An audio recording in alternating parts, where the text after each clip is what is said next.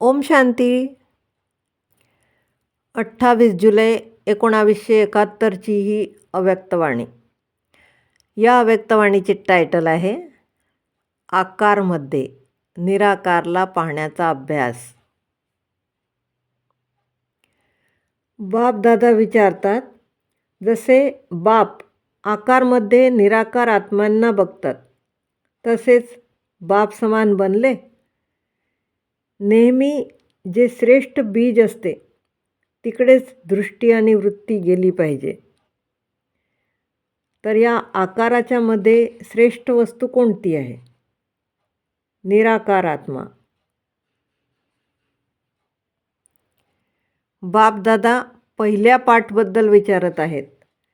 आकारमध्ये निराकार पाहण्याचा अभ्यास किती झालेला आहे?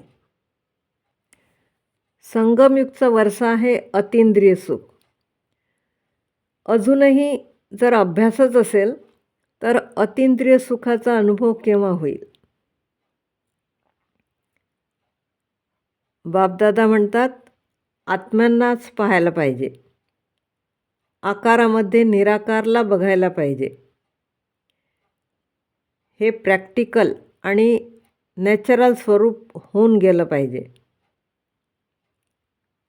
सर्व्हिस करतानाही आत्म्याची करताना ज्यावेळेस जेवण करतात तेव्हा आत्म्याला खाऊ घालतात की शरीराचं भान राहते? जसजशी शरीराची वानप्रस्थ अवस्था होते तसतसे बालपणचे संस्कारही पुसल्या जातात. जेव्हा आकारामध्ये असताना निराकार अवस्था राहीन तेव्हाच साक्षात्कार मूर्त बनता येईल. आणि हा अनुभव, आत्मिक स्वरूपचा अनुभव अंतच्या अगोदर करायचा आहे. ज्याप्रमाणे अनेक जन्म आपल्या देहाच्या स्वरूपची स्मृती सहज राहिली तसेच आपल्या असली स्वरूपची स्मृतीचा अनुभवही अगोदरच व्हायला पाहिजे.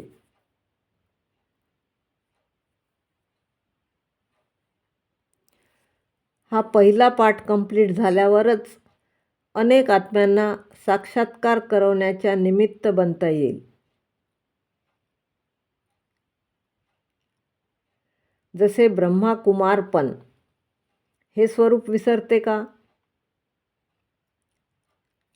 जेव्हा हे विसरत नाही तर आत्मिक स्वरूप का विसरता? शिववंशी असल्यामुळे आत्मिक स्वरूप विसरायला नाही पाहिजे. जेव्हा शिवबाबा शब्द म्हणतात तेव्हा निराकारी स्वरूप समोर येते. तसेच ब्रह्मा कुमारपणचे स्वरूप चालता फिरता पक्के झाले आहे. असे आपले शिववंशी स्वरूपही विसरायचे नाही. लौकिकला अलौकिकमध्ये परिवर्तन करण्याची स्मृती येते. त्यासाठी पहिली सीडी आहे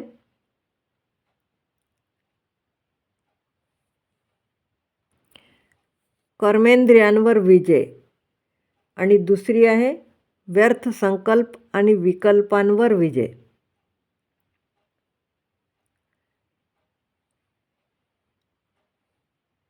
जेव्हा मर्जीवा बनले तर जुन्या कर्मेंद्रियांचे आकर्षण असायला नको. जागेच्या आधाराने पण स्थिती बनते. मधुबन ही एक अशी जागा आहे की जी स्थितीच बदलवून टाकते. स्थानचा स्थितीवर असर होतो.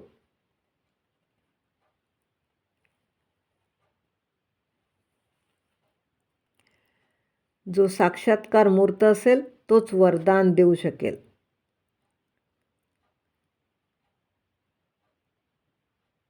साक्षात आणि साक्षात्कार मूर्त बनल्यानेच वरदाता मूर्त बनता येईल. बाप दाताचे मुलं दाता बनायचे आहे.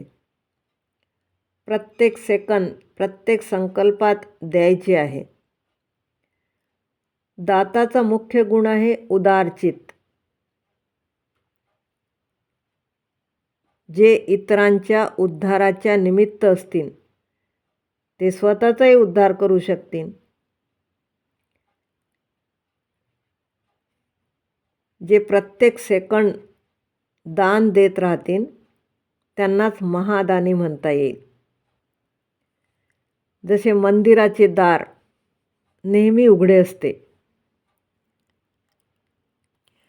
जितके दाता बनतात तितकेच भरत जाते. भंडारा भरपूर आहे, तर दाता बनायलाच पाहिजे. याला म्हणतात निरंतर रुहानी सेवाधारी. स्वतःला नेहमी बिझी ठेवण्याची विधी आहे. संकल्पात, बुद्धीने व स्थूल कर्मणा करताना जेव्हा कधी फ्री असले तेव्हा माया चान्स घेते. म्हणून स्थूल आणि सूक्ष्म दोन्ही रूपाने आपल्याला बिझी ठेवायचे आहे.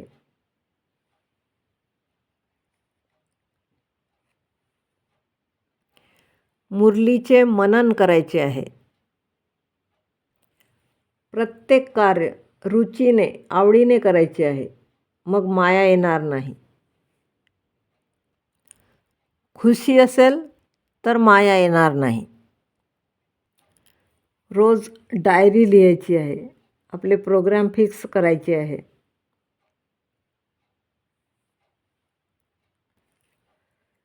वेगवेगळे विघ्न, पुरुषार्थहीन बनण्यासाठी व्यर्थ संकल्प, आळस इत्यादी येतील, पण विल पॉवर असल्यामुळे सामना करून विजयी बनता येईल.